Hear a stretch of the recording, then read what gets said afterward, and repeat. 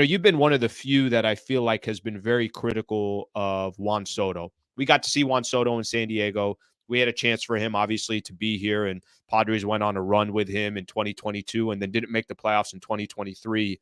Um, there have been some rumors that the Dodgers might make a play for Juan Soto.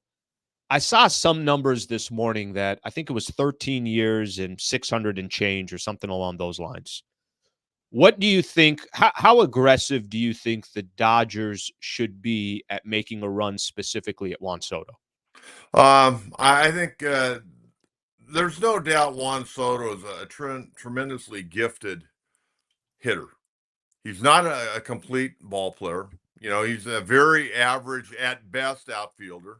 He's 26 years of age. I think in his early 30s, he'll probably end up being a designated hitter. The Dodgers already have a designated hitter for another 9 years that I'm aware of. The guy's pretty good. I know he's going to be coming off shoulder surgery. We found out about that yesterday, and we'll see. They're saying he's going to be ready for spring training, Ohtani. We'll have to wait and see on that. But I think there's more to Soto. You got to dig down and get to know the player and the person, I think, a little bit more.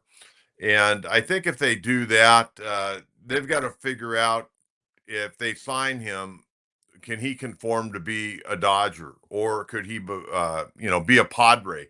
Obviously, it worked out for 1 year with the New York Yankees. And I know the Yankees are going to go full throttle as well as the Mets, maybe Toronto. They seem to have a lot of money they want to give away, kind of like the Giants, but they came up short last year in Ohtani.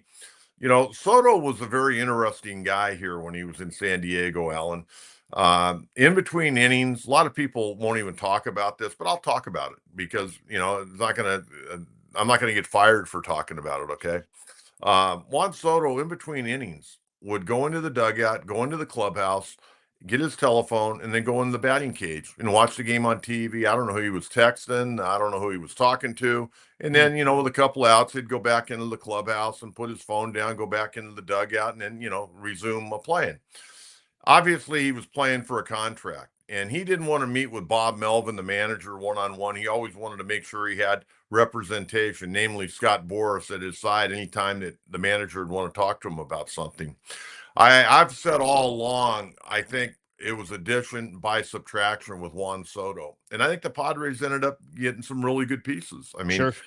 obviously, Michael King paid off. Randy Vasquez helped him out when they needed a fifth starter. Not that he's a Cy Young Award winner, but he chewed up a lot of innings. Johnny Brito early in the year. Kyle Higashioka did a heck of a job behind the plate. And they got Drew Thorpe, who they ended up trading to the Chicago White Sox, and they got Dylan Cease. So that trade through the first year for the Padres worked out very well, and it worked out for the New York Yankees. But Sure. going forward, if he doesn't go back to the Yankees, I think the Padres win the trade.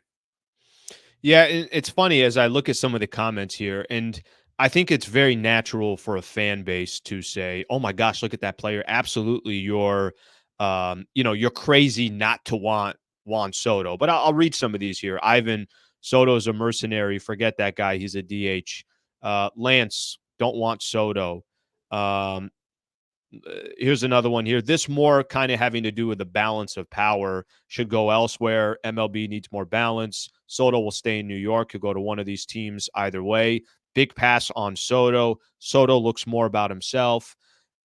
This is not, I think those are fair comments. I think the mercenary comment was right on. And I do think to this point in time, I think he does think about himself. It's more about money than winning, I think. I mean, he's been fortunate. He won a world title at a very young age with Washington. Obviously had a chance this year, came up short, but he has already kind of shown to me that he's all about the money. And once you get all that money in that long-term contract, sometimes guys get a little complacent. Sure, especially if he's grabbing a 13-year contract. By the way, and look, I was a huge fan of Soto when he was in San Diego, but you could tell when he was with the Yankees, it did on a contract year and was going to be in the spotlight the entire time. Media coverage was going to be a lot different. He looked, let's just say his physique looked different in New York than I think it looked in San Diego. Absolutely. There's no doubt he got himself in really, really good shape. Yeah. He was getting a little chunky out here on a lot of those, California burritos, I think. Yeah. Come on, John. I mean, I feel like you're talking directly to me. I know I go away from a California. I should pass on a couple of those California Well, I'm burritos. not going to exactly go down to the beach and wear my Speedo, I can tell you that. um,